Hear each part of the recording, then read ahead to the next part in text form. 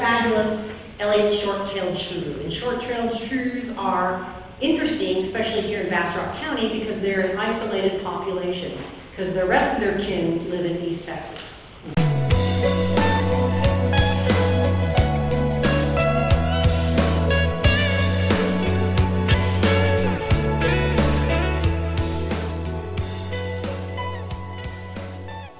We're students in the current 2023-2024 trainee class. We're here attending the zoology class, and we think this is a ringtail.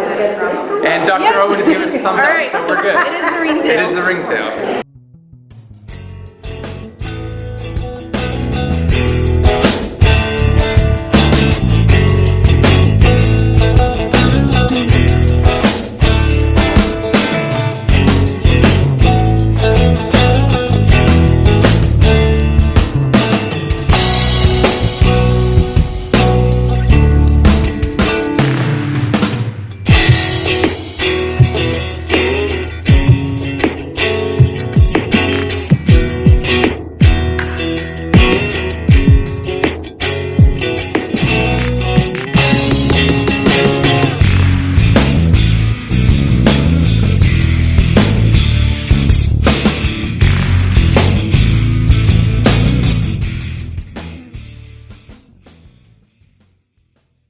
This is the pipevine swallowtail. They are extremely toxic butterflies. If you were to put this in your mouth, there would be little that you could do to counteract some of these toxins, and you would be really, really sick. And for people who are weak, this can actually be fatal ingestion. Pipevine swallowtail butterfly here. This is in the family Papilionidae, which are the princesses and queens of butterflies. You know, one of the top ones. Yeah. Is that a thing?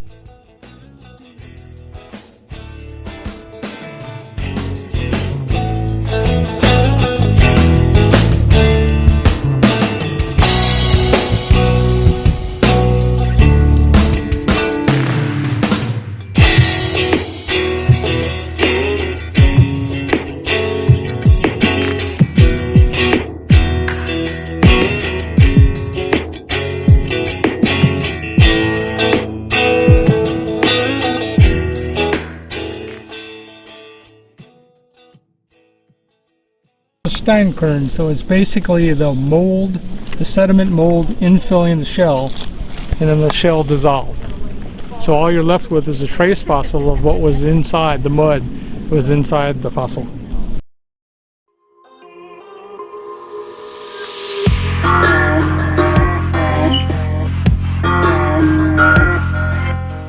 So we could take a look at this really large gastropod fossil over here. You know, the guy would have been like this big. And I'm sure there's some more in here, but that's still not enough.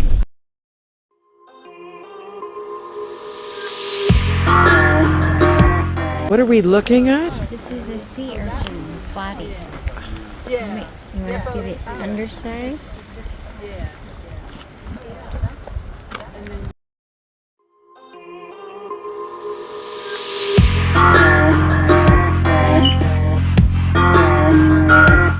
So what this represents is a fault where two bodies of rock ground past one another and basically scratched one another. And you end up with the German word for it is slicken sides. Just the fault gouge lines that show the trace of the fault.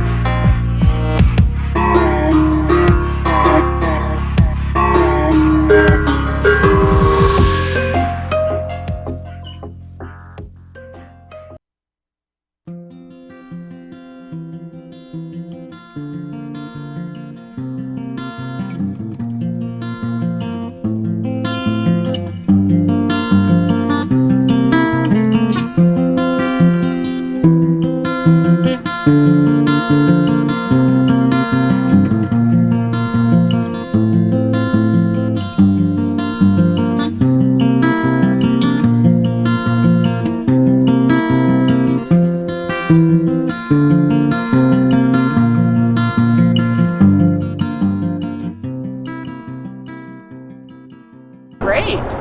Nashville warbler. Up here, the little guy In this tree right here. gray head, white eye ring, kind of a dull yellow breast and belly.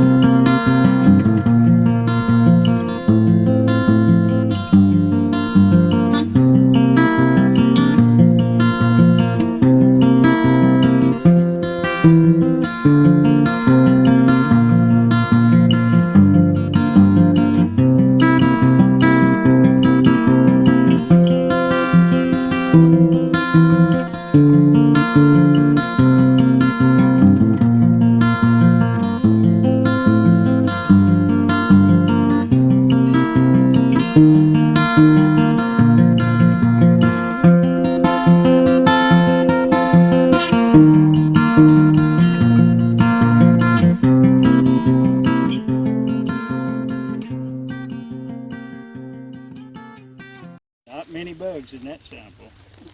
Any bugs at all? But there are beetles, there are wasps, there are fly spiders, there's all kinds of insects that inhabit. So this grassland plant community, look at that. There's one. Oh, there you go. Skip bug. Sure. He's like, what just happened?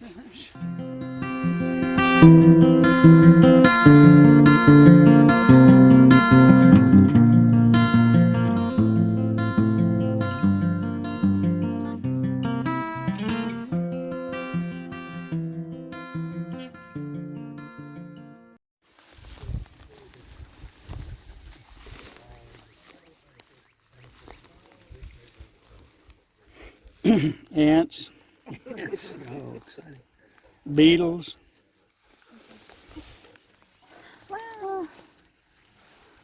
grasshopper, family. Katie did. Katie did.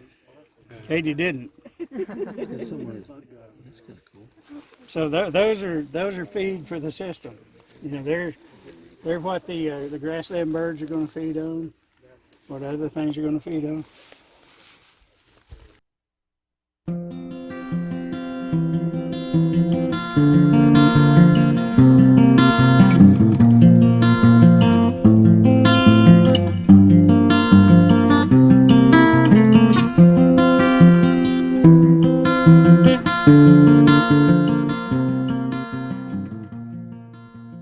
But what we're going to do, and this has really been nice, freshwater macroinvertebrates, and so these two terms go together because there's a bunch of macroinvertebrates in saltwater, but it's a ways to the Gulf, so we're not going to worry about that. But macroinvertebrate, and that's one of those words I realize I always hear people saying microinvertebrate, and we're not. We're doing macro. In other words, things you can see with your eyes. And invertebrates are things that don't have a backbone. They can be hard because, you know, our mollusks, things we like to eat like that, are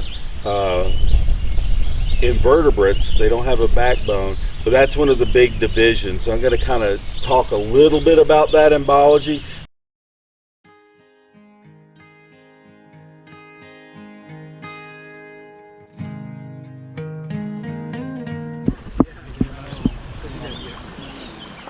Catch anything?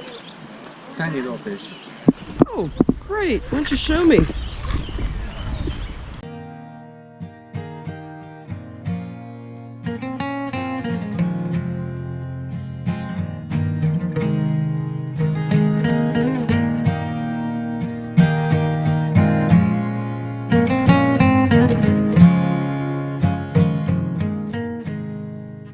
Said it is the one true bug. The water bug. Ball pythons are native to Central Africa, so the grasslands These are and constrictors. areas. That's where they originate from, and they've often been found in termite mounds, and for a long time in the reptile keeping hobby, that was thought to be their ideal habitat, and it's really just where they go to sleep. So they'll go climb trees, they'll go hunt and do everything at night. And when it's time for them to retreat to someplace comfortable, they go to termite mounds because it's temperature controlled, humidity controlled, and very comfortable, and the bugs just ignore them. And these guys, they're also known as royal pythons in different parts of the world because they were used as decoration by royalty. Because they're very chill animals. You can see with Bill and his snake there. They'll just sit on your shoulder for hours. I've got a number of them at home myself, and yeah, you can just kind of have them draped around your neck, do chores, do dishes, watch TV, whatever, and they're perfectly content to just hang out with you for hours at a time.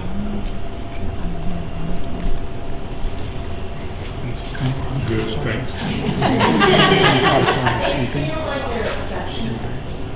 That's really difficult to say, and in the sense of affection, like you experience with a dog or cat, I'm going to say no.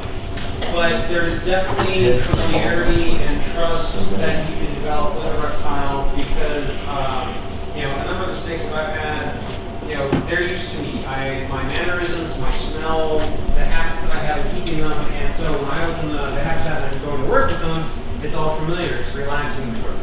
But if I, you know, pull one out and, you know, one of my friends were over and I had them do something, suddenly it's nervousness. You know, they don't recognize who's touching them. They don't recognize the smell. Even the body temperature can be slightly different. You know, things that you don't normally pick up on as a person, but an animal is very intently aware of.